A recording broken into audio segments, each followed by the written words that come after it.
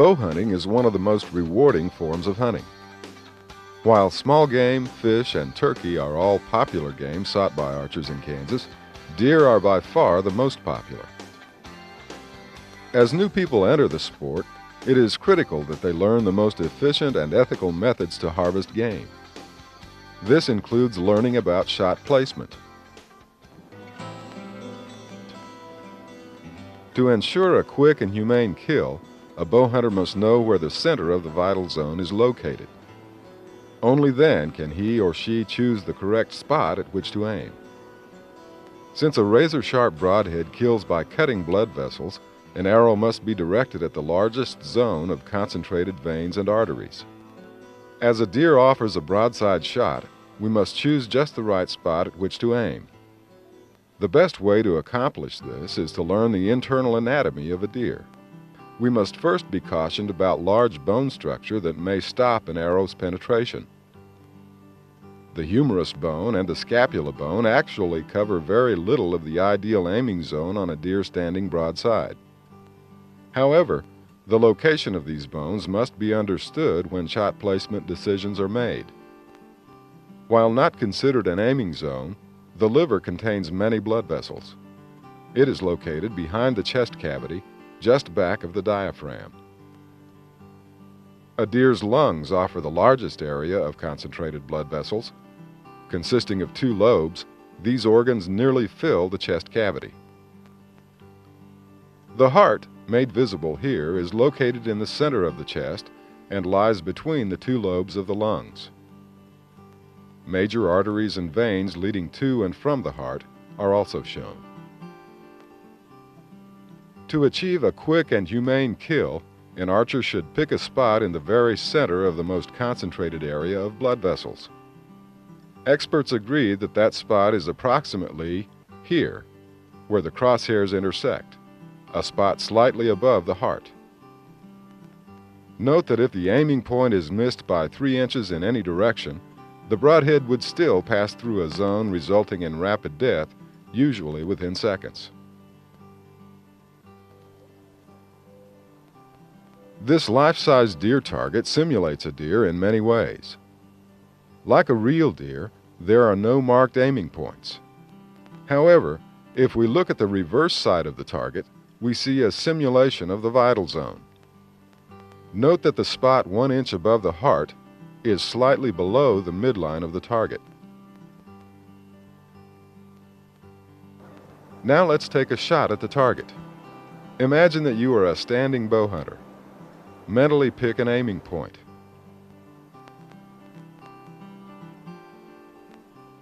Your spot should be about here. That shot struck within an inch of the ideal spot. A quick look at the exposed vitals shows that the arrow angled slightly downward and has passed through the top of the heart. Any big game animal hit in this spot by an arrow tipped with a razor-sharp broadhead would die within seconds. In hunting conditions, game does not always offer a broadside shot.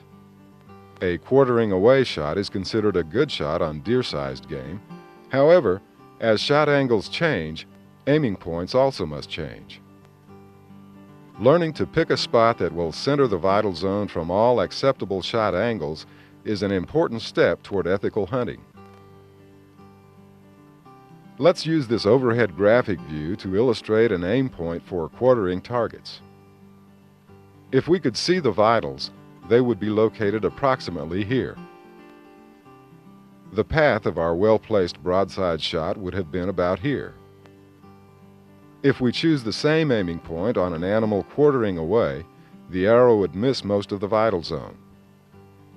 When an animal is quartering away, the hunter must visualize an aiming point in line with the center of the chest cavity. For the broadhead to pass through the center of the vital zone, the aiming point must be further back. Notice that an arrow striking in this spot would pass through the center of the vital zone and exit slightly in front of the opposite front leg. As the quartering angle changes, the aiming point will also change slightly. The key here is to visualize the center of the vital zone within the animal. To help us do that, we've placed a tennis ball on the vertical plane directly above the center of the kill zone. It's at the midline of the three-dimensional target. Notice that our arrow, shot from the broadside angle, passes directly underneath this marker. Now let's view the target from a quartering angle.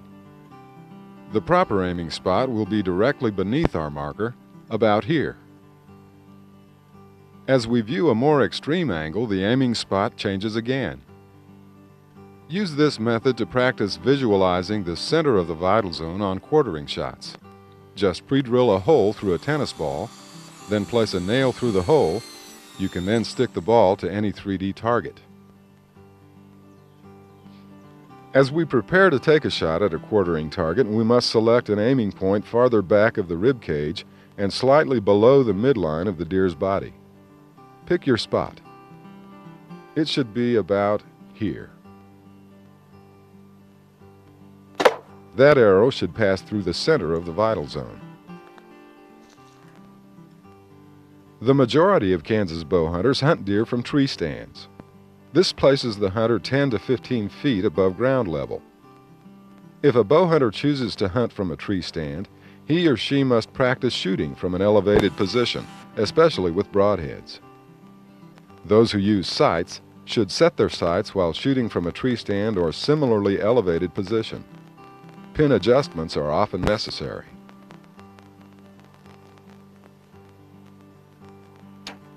Shooting at game from above also demands changing the aiming point. Let's again look at a graphic simulation. If we could see the vital zone from this angle, we would see that the heart and lungs are located about here. Our ground level broadside shot was aimed about here, to pass through the center of the vitals. If an arrow shot from a tree stand entered at the same point, only a small portion of the vital zone would be hit.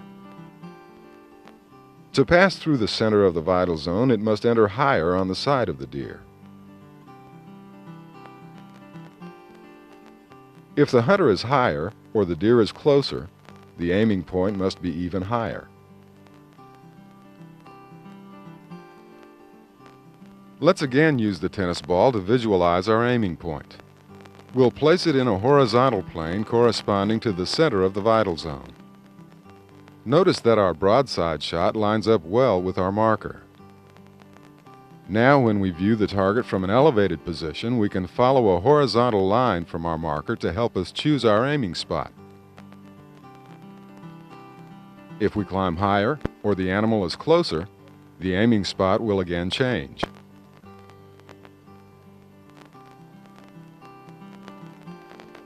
Let's try this on our deer target. Again, the center of the vital region must be visualized. The elevated bow hunter must pick a spot higher on the deer's side than was necessary at ground level. Pick your spot now. It should be about here. That arrow should center the vitals.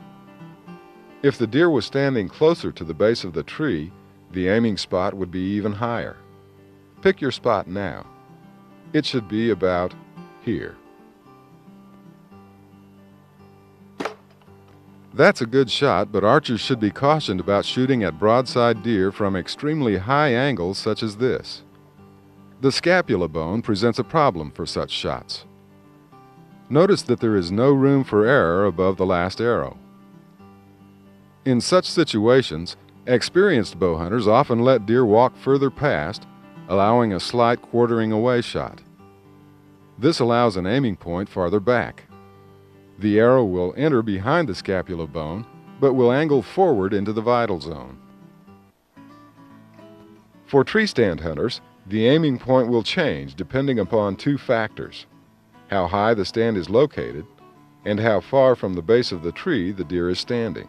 A deer standing directly beneath a bow hunter offers a very poor shot. The hunter should be patient and hope for a better angle. Similarly, when a bow hunter hunts from a very high stand, shot angles become difficult when a deer is close. Choosing a high tree stand may prevent animals from smelling human scent. However, shots are often more difficult, especially for young or inexperienced bow hunters. To fully appreciate the difficulty of these extreme angle shots, let's look at the potential kill zone on a shot from a moderate angle from above. To guarantee a quick, humane kill, experts agree that an arrow should pass through both lungs, or one lung and the heart. Notice there is room for error at this moderate angle. A shot can go several inches higher than intended and still pass through both lungs. Or it can drop several inches lower than the aiming point and still pass through one lung and the bottom of the heart. Now let's look at the kill zone on a shot coming from above at an extreme angle. The effective kill zone at this angle is greatly reduced. Notice that the spine makes it impossible to strike both lungs, and only a small aiming zone will strike one lung in the heart. Such high-angle shots are difficult and can result in wounding. This suggests that inexperienced archers should limit the height of their tree stands to 10 or 12 feet, and that shooting from higher stands demands advanced shooting skills.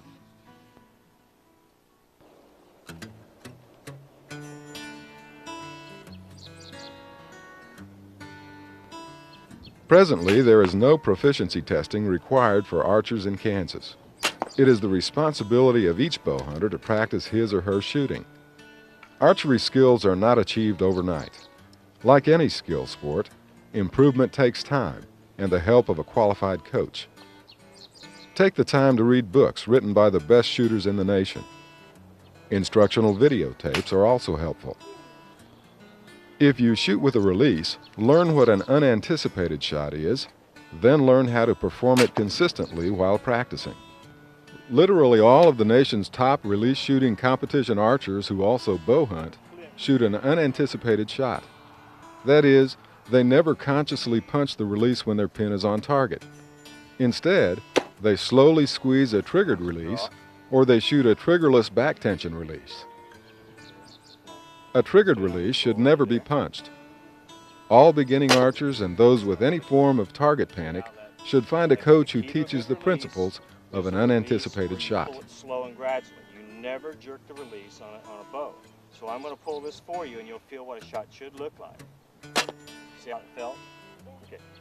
And you felt the explosion? Yeah. Okay, good.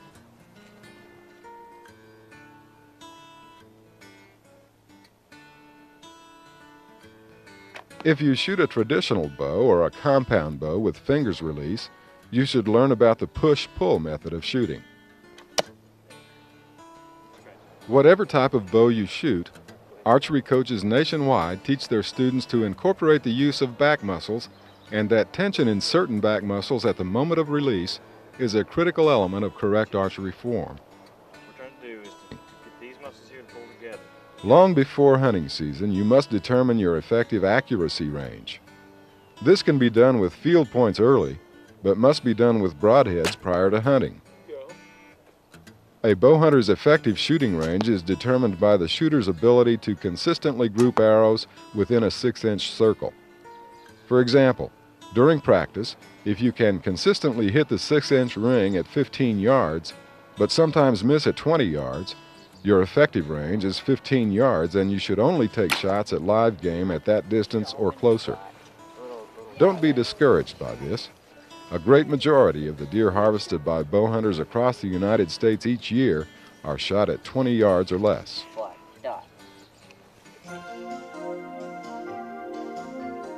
Understanding shot placement and effective accuracy range are just part of ethical bow hunting.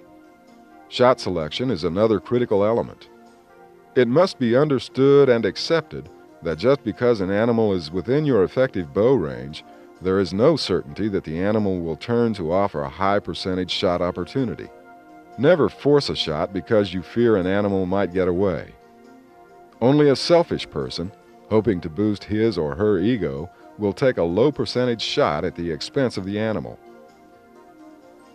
Head-on or quartering forward shots will often result in a wounded or lost animal. Don't take those shots. Because of the bone structures in the front legs, front quartering and head-on shots offer small kill zones and, if taken, often result in wounding. You should choose to always turn down such shot opportunities. The future of bow hunting depends on the actions of bow hunters. Don't allow your actions to harm this great sport. Ethical bow hunters make shot selection decisions before they hunt. That statement bears repeating. Ethical bow hunters make shot selection decisions before they hunt, and they abide by those decisions during the hunt. You should decide to take only broadside or quartering away shots that are unobstructed and within your effective range.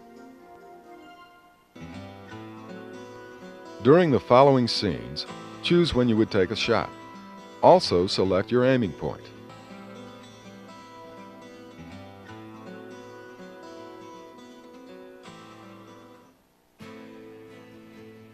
You have called this deer using a grunt call. Choose when to shoot and pick a spot.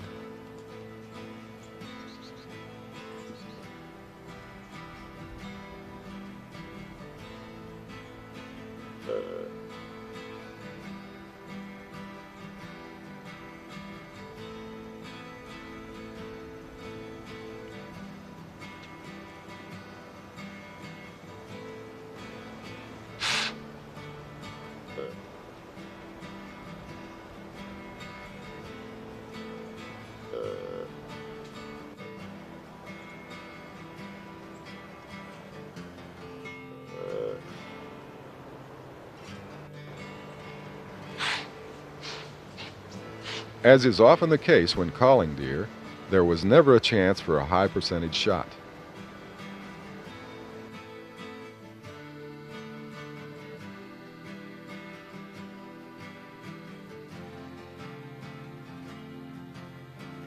When walking to your stand one afternoon, you walk up on the buck you've been hoping will come underneath your tree stand. Choose when to shoot and pick a spot.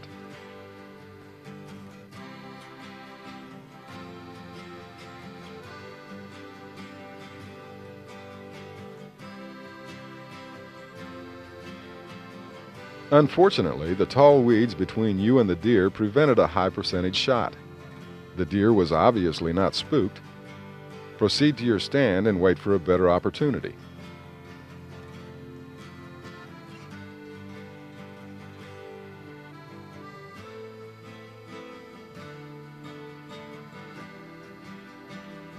You are almost to your tree stand and you see another buck. You use several large tree trunks to shield your approach. The timber is wet and your approach is quiet. You are 15 yards away. Choose when to shoot and pick a spot.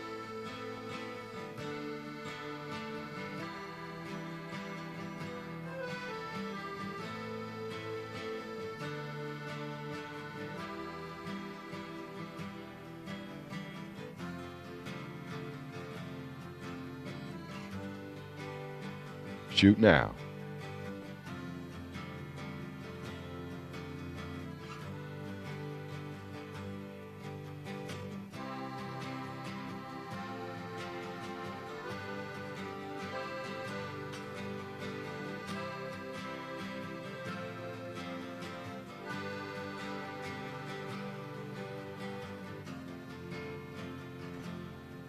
You have used a hill to stalk within easy range of this mule deer.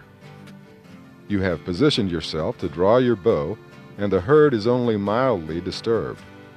Choose when to shoot and pick a spot.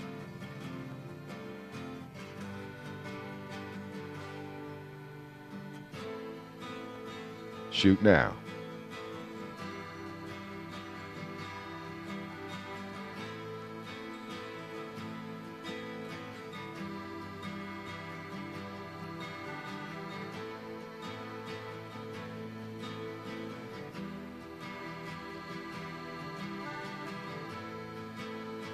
You are in your tree stand at the edge of an alfalfa field when you hear something behind you. You've never seen deer approach from that way before.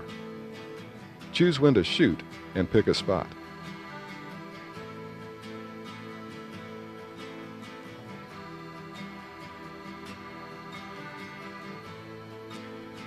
Don't try to force a shot. Clear small limbs from between trees for more open shooting lanes. Some hunters grunt at walking deer to stop them within those open lanes.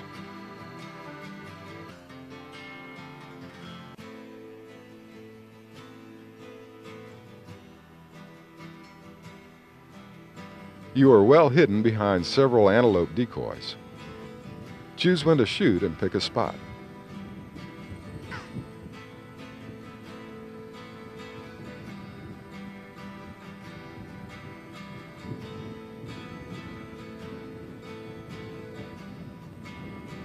If you were going to shoot, this would be an ideal aiming point. However, since this pronghorn is alert and looking at you, it is likely it will move before your arrow hits. Most bow hunters will pass on this opportunity and wait for the pronghorn to relax and look away.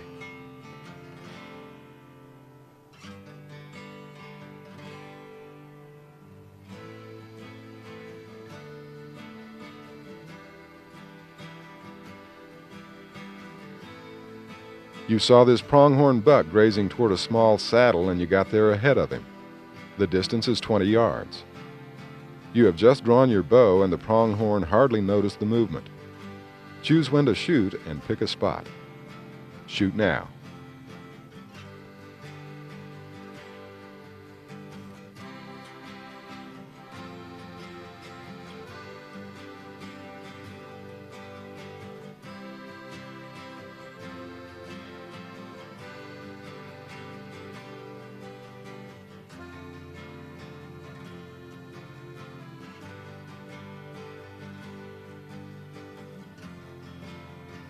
You've been following 4 bull elk for over an hour.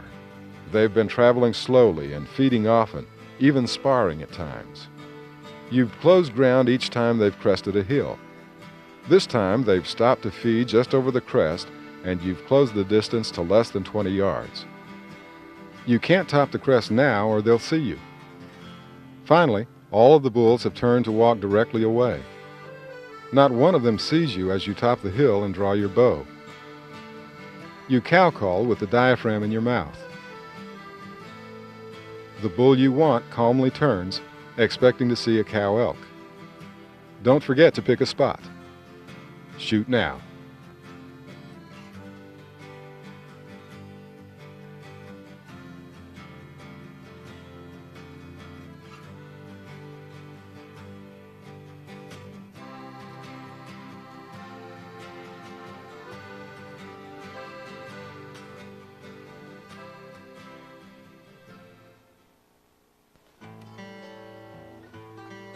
We hope this video will help make you a better, more ethical bow hunter.